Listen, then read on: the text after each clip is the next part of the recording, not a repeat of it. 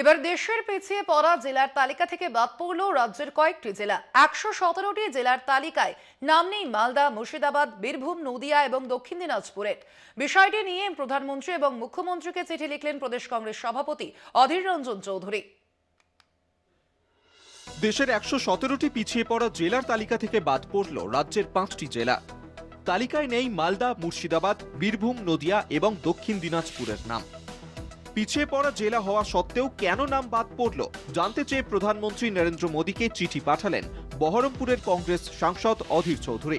পিছিয়ে পড়া জেলাগুলির জন্য যে অর্থ বরাদ্দ হয় তা থেকে কেন বঞ্চিত হবে এই ৫ জেলার মানুষ, এই প্রশ্নই তোলেন অধীর চৌধুরী। জেলাগুলোকে এই তালিকা থেকে সরানো নিয়ে কেন রাজ্য সরকার দরবার করছে না, প্রশ্ন অধীরের। এক অদ্ভুত উদাসীনতা, আমাদের পাওনা দেনা আদায় করতে পারছি না আমরা। এটা রাজ্যের ব্যর্থতা। কেন্দ্রের অর্থ বিজেপির অর্থ নয়, কেন্দ্রের অর্থ মানুষের অর্থ। অধীরের চিঠি নিয়ে শুরু রাজনৈতিক চর্চা। কেন পিছিয়ে পড়া জেলা বাদ গেল এবং তার যে সূচকগুলো আছে সেই সূচকগুলো ধরে ধরে নিশ্চয়ই আগামী দিনে মাননীয় মুখ্যমন্ত্রীর সঙ্গে এ বিষয়ে প্রধানমন্ত্রী নিশ্চয়ই কোনো কথা হয়েছে এবং সেটা রাজ্য সরকার নিশ্চয়ই সেগুলো দেখে শুনে চিন্তা ভাবনা করছে।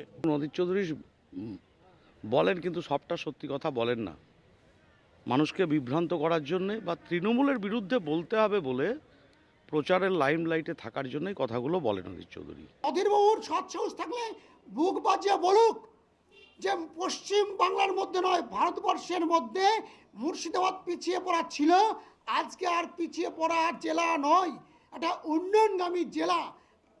মুর্শিদাবাদ একটা ডেভেলপমেন্ট জেলা। রবিবার প্রধানমন্ত্রীকে চিঠি লেখার পাশাপাশি মুখ্যমন্ত্রী মমতা বন্দ্যোপাধ্যায়কেও চিঠির কপি পাঠিয়েছেন বলে জানান অধীর চৌধুরী। বহরমপুর থেকে কল্যাণ চন্দ্রের রিপোর্ট, কলকাতা টিভি।